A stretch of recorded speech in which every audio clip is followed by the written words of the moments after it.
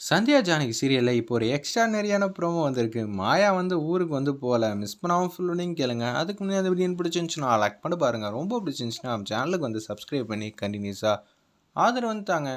மாயா வந்து பைய எடுத்துட்டு வந்துகிட்டு இருக்காங்க. வீட்டில் இருக்கிற எல்லாரும் சோகமாக இருக்காங்க. சீனுக்கிட்ட கொடுக்கணும்னு சொல்லிட்டு அந்த டைரியை மட்டும் கையில் வச்சுக்கிட்டு இருக்காங்க மாயா. தனா வந்து மாயாவை பிடிச்சி கட்டி பிடிச்சிடுறாங்க. எனக்கு ரொம்பவே கஷ்டமாக இருக்குது. இத்தனை நாளாக நம்ம எல்லாரும் ஒன்றுக்குள்ளே ஒன்றா இருந்துட்டு இனிமேட்டு ஒரு வாரம் 10 நாள் உன்னை பார்க்க முடியாதுன்னா எப்படி? சீக்கிரம் என்னை பார்க்க ஓடி வந்துடுவல்ல அப்படின்னு சொல்லும்போது, உனக்கே இப்படி இருந்துச்சுன்னா இத்தனை நாளாக என் காதலை வந்து ஏற்றுக்கவே இல்லை மாயா. திடீர்னு கோயிலுக்கு கூப்பிட்டா என்ன நடந்துச்சுன்னு தெரில. அவள் என்கிட்ட காதலை வந்து சொல்லிட்டா. கேட்டால் இது எல்லாம் உண்மைன்னு வேற சொன்னா. எனக்கு எப்படி இருக்கும் அப்படின்னு சொல்லும்போது எமோஷ்னல் ஆகி வந்து தனத்தை பார்த்து தான் அழுதுகிட்டு இருக்காங்கன்னு நினைக்கிறாங்க அந்த இடத்துல. வீட்டில் இருக்கிற எல்லாரும் பார்த்தா நம்ம சீனுவோட காதல்னால தான் உன்னை பிரிஞ்சு போகிறேன்னு நினைக்கிறப்ப உண்மையான பாசம் எதுன்னு தெரியாமையே போச்சே சீனு. உண்மையிலே நான் உன்னை ரொம்ப மிஸ் பண்ணுறேன். அந்த விதிக்கு சக்தி இருந்துச்சுன்னா நிச்சயம் நம்ம 2 பேரும் சேருவோங்கிற மாதிரி யோசிச்சுட்டு இருக்காங்க அந்த இடத்துல. நம்ம மாயா ஃபீலிங்காக இருந்துச்சுன்னே சொல்லலாம். அப்பன்னு பார்த்து உன்கிட்ட எடுத்த டைரியை நான் உன்கிட்டயே கொடுத்துட்றேன் போதுமா? நல்ல வேலை இவ வீட்டை விட்டு போகிறா. இதை நினச்சா எனக்கு ரொம்ப ஹாப்பியாக இருக்குங்கிற மாதிரி 3 வில்லிகளும் பத்மா, பார்வதி, சாருமதி திங்க் பண்ணிகிட்டு இருக்காங்க. இது எல்லாம் என்னோட திட்டம்தான். நான் தான் வந்து மாட்டி விட்டேன். அதனால தான் இவங்களை கூட்டிகிட்டு போகிறதுக்கு ஆள் வந்துட்டாங்கங்கிற மாதிரி சொல்கிறாங்க. சாரு சூப்பர் தான். பின்ன ஏன் கல்யாணத்துலேயே ஆப் வைக்கணும்னு நினச்சா சும்மா விட்டுருவேனா? ஒவ்வொரு வாட்டியும் இவ இருந்தா கல்யாணம் நடக்குமோ நடக்காதோ என்ன கண்டுபிடிப்பானேன்னு தெரிலன்னு சொல்லி திக்கு திக்குன்னு இருக்குங்கிற மாதிரி அந்த இடத்துல வந்து பேசுகிறாங்க. ஒரு பக்கம் அவசியம் கூட்டிகிட்டு தான் போய் ஆகணுமா? வேறு ஆப்ஷன் இல்லையான்னு சொல்லி ரகுராம் வந்து கேட்குறாங்க. வேறு யார்ட்டையும் நான் பேசணுன்னா சொல்லுங்கள். சந்தர்ப்ப சூழ்நிலை இருந்தால் உங்களுக்கு பாசிபிள் எதுவும் இருந்துச்சுன்னா செஞ்சு கொடுங்க அப்படின்னு சொல்லி கேட்குறாங்க நம்ம ரகுராம். அப்போன்னு பார்த்தேன், சார் நீங்கள் சொன்னதெல்லாம் வாஸ்தவம் தான்.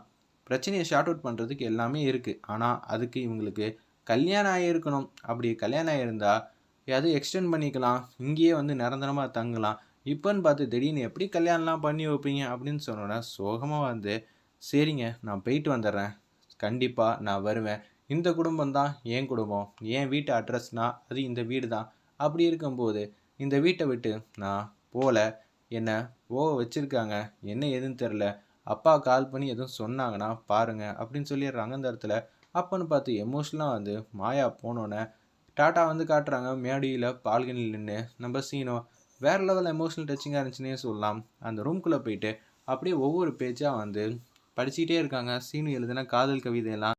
அப்போன்னு பார்த்து கல்யாண பத்திரிக்கை ஒன்று சேர்ந்துருக்கு. என்னடா இது கல்யாண பத்திரிக்கைன்னு பார்த்தா நம்ம சீனுக்கும் மாயாவுக்கும் கல்யாணம்னு சொல்லி ஒரு பத்திரிக்கை வந்து இருந்தப்ப நம்ம மாயா வந்து ஒட்டி வச்சாங்களே அந்த பத்திரிக்கையை பார்த்தோன்னு ரொம்ப எமோஷ்னல் ஆகிட்டாங்க.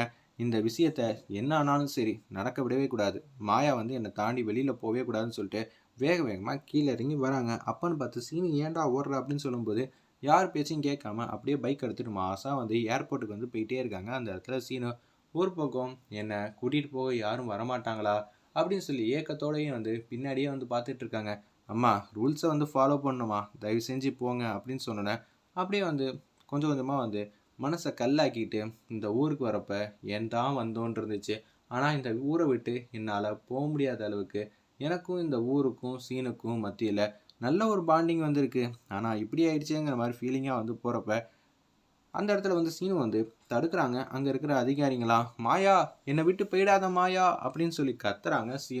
சீனு சொன்ன விஷயம் வந்து ஆல்ரெடி இவங்க காதில் வந்து கேட்ட மாதிரி ஒரு வாட்டி திரும்பி பார்த்தாங்க. அப்போ சீனு இல்லை. திரும்பி வந்து யதார்த்தமாக வந்து திரும்பி பார்க்குறாங்க. அந்த இடத்துல கற்பனையாக இருந்தாலும் சீனு வந்தால் நல்லா தானே இருக்கும்னு சொல்லி திரும்பி பார்க்கும்போது ஒரிஜினலாகவே சீனு வந்திருக்காங்க. உடனே வந்து சீனு வந்து ஓடி வந்து ஹக் பண்ணுறாங்க. I love you Seenu. என்னால் இந்த ஊரை விட்டும் உன்னை விட்டும் பிரிஞ்சிருக்க முடியாது. என்னை தயவு செஞ்சு வந்து நீ கூட்டிகிட்டு போயிடுறியா? நானும் உன்னை இழக்க தயாராக இல்லை. கண்டிப்பாக நம்ம 2 பேர் தான் சேருவோம். அது சத்தியம்.